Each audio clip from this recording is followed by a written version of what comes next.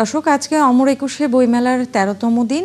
বইমেলা এই মুহূর্তে সোহরাওয়ার্দী উদ্যানে আছেন সহকর্মী পার্থ সঞ্জয়, সরাসরি তার সাথে যুক্ত হচ্ছে। আমন্ত্রণ জানাচ্ছি অমর একুশে বইমেলার নিয়ে ৭১ টেলিভিশনের প্রতিদিনের আয়োজন বইমেলার প্রতিদিনে। আপনাদের সঙ্গে আছে আমি পার্থ সঞ্জয়। আপনারা জানেন যে প্রতিদিন আমরা এই আয়োজনে জানিয়ে দেই বইয়ের খবর, পাঠকের খবর, লেখকের খবর এবং প্রকাশকের খবর, অর্থাৎ ৩৬০ ডিগ্রি। আজ মেলার ১৩তম দিন, আর মাত্র ৫ দিন মেলা বাকি আছে। ১৫ই মার্চ মেলার পর্দা নামবে, কিন্তু ১৩তম দিনে একটি কর্মদিবস। সেই দিনে পাঠকের অন্য কর্মদিবসগুলোর তুলনায় গেল কয়েকদিনের অভিজ্ঞতা যদি বলি, তাহলে পাঠকের ভিড় কিছুটা বেড়েছে এবং যারা এসেছেন তারা সবাই ক্রেতা পাঠক। তাদের সবারই কম বেশি, আমি যদি বলি ৭০ থেকে ৮০% পাঠক যারা এসেছেন তাদের মধ্যে তাদের সবার হাতেই বই আছে, বইয়ের ব্যাগ আছে। আজ ১৩তম দিনে মেলায় নতুন বই এসেছে ১৪২টি এবং এই ১৪২টি সহ মেলায় নতুন বই চলে এসেছে প্রায় ১,০০০-এর ওপরে। আমরা কথা বলবো, দাঁড়িয়ে রয়েছি স্বাধীনতার মাসে, এবং স্বাধীনতার মাসে অমর একুশে বইমেলা ২১, ২৬ মার্চ, ১৬ই ডিসেম্বর, এগুলো আমাদের অনন্য দিন, অতুলনীয় কয়েকটি দিন, আমাদের জাতিসত্তার যে ভাস্বর একটি দিন। সেই দিনে আমরা কথা বলতে চাই মুক্তিযুদ্ধের বই নিয়ে, এবং আমরা কথা বলতে চাই ভাষা আন্দোলনের বই ঘিরে।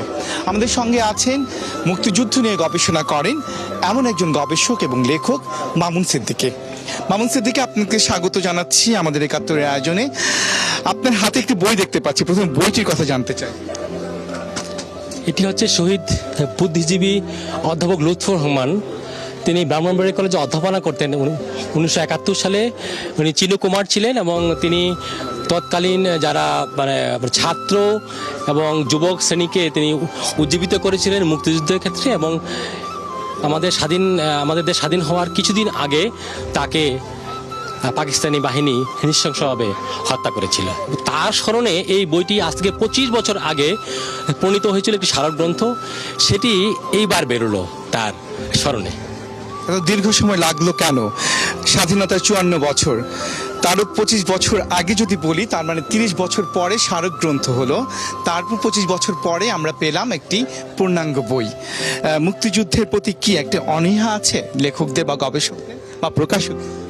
না, এটি সেভাবে ঠিক বলা যাবে না। আমরা জানি যে বাংলাদেশের মুক্তিযুদ্ধ নিয়ে এ পর্যন্ত আমাদের হিসেব মতে ৫,০০০ বই বেরিয়েছে, এবং অধিকাংশ বই ঠিক বেরিয়েছে ব্যক্তিগত উদ্যোগে। আমরা অনেকেই সেটি জানি না যে সরকারিভাবে, আমরা অনেক সময় বলি যে সরকারিভাবে বই বেরোচ্ছে, কিন্তু মুক্তিযুদ্ধের আমি বলবো যে ৮০% বই বেরিয়েছে সাধারণ মানুষের কাছে। তারা কোনো লাভের আশা করে এই বইগুলো করেন। হয়তো একজন শিক্ষক, একজন মুক্তিযোদ্ধা, একজন আপনার জেলা পর্যায়ের একজন কমান্ডার, তারা কিন্তু মুক্তিযুদ্ধ নিয়ে কাজ করেছে। তার কারণটা হচ্ছে এইটা, আমি মনে করি যে মুক্তিযুদ্ধের সঙ্গে আমাদের একটি আবেগ জড়িত। সেটি হচ্ছে আমাদের জাতির যে অহংকার, আমরা স্বাধীনতা পেয়েছি। আমাদের বাঙালির ১০০০ বছরের ইতিহাসে কিন্তু স্বাধীনতা শব্দটি কিন্তু আমাদের ১৯৭১ সালে আমরা পেয়েছিলাম। আমরা জানি যে সেই আমাদের নির্মন্দুগণের একটি কবিতাও আছে যে স্বাধীনতা এই শব্দটি আমাদের কিভাবে হলো, কেমন করে হলো। আমরা যদি একটু দেখাতে চাই এই প্রকাশনী, আগামী প্রকাশনী, সেখানের লেখা আছে মুক্তিযুদ্ধ আর মুক্ত চেতনা। সেখানে সারি সারি মুক্তিযুদ্ধের বই সাজিয়ে রাখা হয়েছে। জনাব মামুন সিদ্দিকী, আমি জানতে চাই আপনার কাছে, সেটি হচ্ছে যে আমাদের আবেগের কথা বলছিলেন মুক্তিযুদ্ধ, ভাষা আন্দোলন আমাদের আবেগ, বিজয় আমাদের আবেগ। সেই আবেগগুলোকে নিয়ে আসলে গেল কয়েক বছর ধরে বইমেলায় কি বইয়ের সংখ্যা বেশি আসছে না কম আসছে? আমরা দেখতে পাচ্ছি যে গত বছর এবং এই বছর আমাদের মুক্তিযুদ্ধের বই অনেক কম, সেই অর্থে অনেক কম।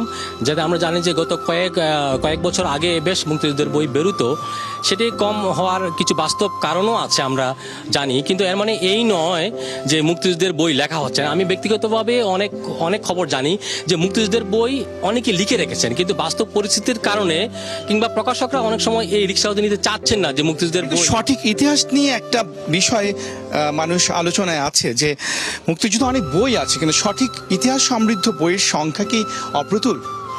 এটা আমার কখনই আমার জিনিসটি মনে হয় না। এখানের আপনি যে কোনো দেশের ইতিহাসই কিন্তু একেবারে যে যেটা লেখা হবে যে ঠিক সবটাই যে আমি মেনে নেবো তা না। এখানে নানা ধরনের মুক্তিযুদ্ধের ইতিহাস আপনারা জানেন যে নানামুখী তার প্রভাব কিন্তু আছে, কিন্তু বস্তুনিষ্ঠ বই কম, তা একেবারেই ঠিক নয়। এবং আমরা একটা মুখস্থ কথা বলি যে উমুকের বয়ান, কিন্তু আমি বলবো যে গ্রামে যে একটি গণহত্যা হয়েছিল, সে গণহত্যার ইতিহাসের উপরে বই লেখা হয়েছে ঠিক, সেখানে তো কোনো বয়ান নেই, সেটি হচ্ছে যে একটি বিবরণ, সেখানে তো কোনো নয় ছয় করার কোনো ইতিহাস সুযোগ। এখন আমরা দেখা যায় কি যে জাস্ট কিছু একটা প্রসঙ্গ নিয়ে আমরা পুরো ইতিহাসটাকে কিন্তু আমরা বিতর্ক করতে চাই। বাংলা একাডেমিতে কর্মরত আছেন, বাংলা একাডেমি এ পর্যন্ত গবেষণাধর্মী মুক্তিযুদ্ধের উপর অনেকগুলো খণ্ড করেছে। আমরা জানি রশিদ হায়দারের কথা। আমরা বলবো যে বাংলাদেশের শহীদ বুদ্ধিজীবী যে প্রসঙ্গটি আছে সেটি বাংলা একাডেমি মোট 13 খণ্ডে এই কাজটি করেছিল, একটা অসাধারণ কাজ করেছিল। কিন্তু দুঃখজনক হচ্ছে এই যে এই 13 খণ্ড না, আমি মনে করি 100 খণ্ড যদি বই করা যায় তারপরেও কিন্তু বুদ্ধিজীবীর সংখ্যা কমবে না, কিন্তু সেই কাজটা কিন্তু আমরা হাত দেইনি। কিন্তু আমরা বলছি যে মুক্তিযুদ্ধের বই লেখা হচ্ছে না, মুক্তিযুদ্ধের বই অনেকেই বলে যে মুক্তিযুদ্ধের বই লিখে প্রচুর টাকা পাওয়া যায় ইত্যাদি দেওয়া, এগুলো আমি বলবো কেউ সম্পূর্ণ অপবাদ। মুক্তিযুদ্ধের বই কেউ টাকার জন্য লিখে নাই, এবং 80% যে কথা যে বললাম এরা কেউ টাকার জন্য কিন্তু সে কাজ করে না, এটা হচ্ছে আবেগ। কারণ মুক্তিযুদ্ধ হচ্ছে বাঙালির 1000 বছরের ইতিহাসে একমাত্র ঘটনা, যে আবেগ একমাত্র ঘটনা যেটা সাধারণ মানুষকে নিদারুণভাবে স্পর্শ করে গেছে। বাংলাদেশের কোনো ইতিহাস এত গভীরভাবে কিন্তু স্পর্শ করে নাই। এবং গভীরভাবে স্পর্শ করা আমাদের যে মুক্তিযুদ্ধ, আমাদের 71, তা নিয়ে কথা হচ্ছিল। এবং তিনি আসার কথাই শোনালেন, প্রচুর বই আছে, পাঠক শুধু খুঁজে নেবে, এবং সেই খুঁজে নেওয়ার জন্যই অমর একুশে বইমেলা বইয়ের পসরা নিয়ে সাজে। পাঠক আসবেন, আমরাও আসি, প্রতিদিন যেমন আসি আজকেও তেমনি, আগামীকালও হাজির হব। দর্শক, আজকের মতো বিদায় নিচ্ছে।